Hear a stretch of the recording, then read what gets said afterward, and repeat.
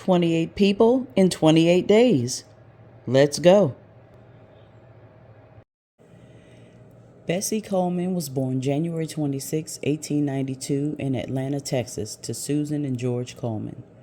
George Coleman, her father, who had Native American grandparents, would eventually return to the Cherokee Nation, leaving Susan, her mother, to raise Coleman and her siblings alone. In 1920, the 27-year-old Bessie Coleman, now living in segregated Chicago, was at a personal crossroads. She sought a life beyond her job as a manicurist in various beauty salons.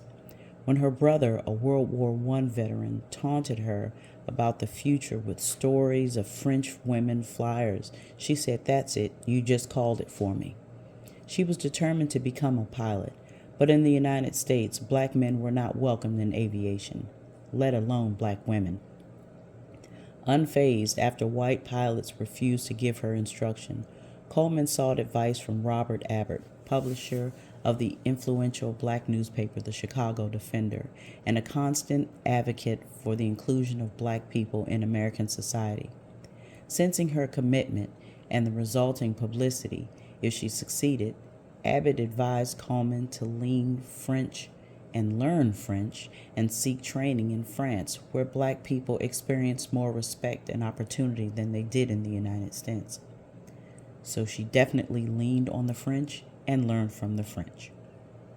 She followed it with a flight in Memphis, Tennessee, and then a triumphant exhibition before the friendly integrated crowd of 2,000 at the Checkerboard Field in Chicago on October 15th.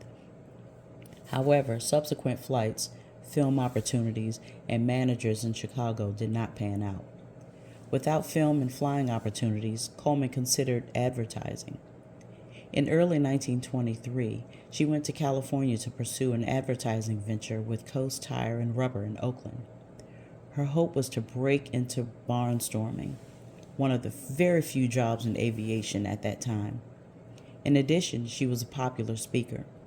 She talks and frequently is photographed and filmed in her Berlin flights with the German pilots, and that drew large audiences and paid her more than even her flying gigs ever did. Black audiences, especially women, enjoyed her shows and talks and offered hospitality in forms of rooms and various meals. She tragically died April 30th, 1926 in Jacksonville, Florida, at the age of 34. I shared my knowledge with you, and now it's your turn.